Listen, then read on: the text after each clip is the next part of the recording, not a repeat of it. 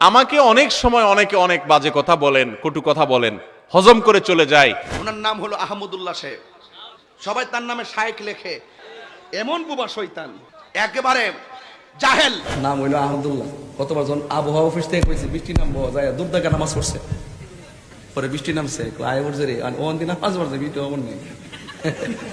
ও আবহাওয়া বাড়তে কইছে মে মাসে বৃষ্টি ও না ন কেরামতি। হ্যাঁ আইসি কইবার লইব ওই যে আহমদুল্লাহ শয়তানটা। আমাকে অনেক সময় অনেকে অনেক বাজে কথা বলেন, কটু কথা বলেন, হজম করে চলে যায় যে আমার ভাই হয়তো ভুল করেছেন। আমি আবার তাকে পাল্টা বলতে গেলে অসুন্দর হবে, মানুষ ইসলাম সম্পর্কে ভুল ধারণা নেবে। আমি সবর করার চেষ্টা করি। আল্লাহ আমাদের সব ভাইকে সেরকম হওয়ার তৌফিক দান করুন। ডক্টর আব্দুল্লাহ জাহাঙ্গীর রহমতুল্লাহ আলাইহি একটা কথা বলতেন। ইসলামী বিশ্ববিদ্যালয় কুষ্টিয়ার প্রফেসর ছিলেন, অনেক বড় আলেম ছিলেন, আপনারা অনেকে চিনেন। স্যার একটা কথা বলতেন যে মুসলমানদের মধ্যে যে অনেকের আগুন লাগছে, এই হুজুর ওই হুজুরের বিরুদ্ধে, ওই হুজুর ওই হুজুরের বিরুদ্ধে বলে, এগুলো আমি থামাতে পারবো না, এত ক্ষমতা আমার নাই যে আমি থামাই দেব। তবে আমি একটা কাজ করতে পারি, সেটা হলো নতুন করে যেন কোনো আগুন না লাগে, আমি এই জন্য কোনো কারোর বিরুদ্ধে খোঁচাখুচি করি না। আমি আব্দুল্লাহ জাহাঙ্গীর রহমতুল্লাহ সেই বিষয়টাকে মাথায় রেখে কোরআন হাদিসের নির্দেশ দিকে তাকিয়ে আমি পারতপক্ষে আলহামদুলিল্লাহ আমি কোনো আলেমকে খোঁচাখুচি করি না। আপনারা শুনছেন কোনোদিন খোঁচাখুচি করতে? আমাকে অনেক সময় অনেকে অনেক বাজে কথা বলেন, কটু কথা বলেন, হজম করে চলে যায় যে আমার ভাই হয়তো ভুল করেছেন। আমি আবার তাকে পাল্টা বলতে গেলে অসুন্দর হবে, মানুষ ইসলাম সম্পর্কে ভুল ধারণা নেবে। আমি সবর করার চেষ্টা করি। আল্লাহ আমাদের সব ভাইকে সেরকম হওয়ার তৌফিক দান করুন।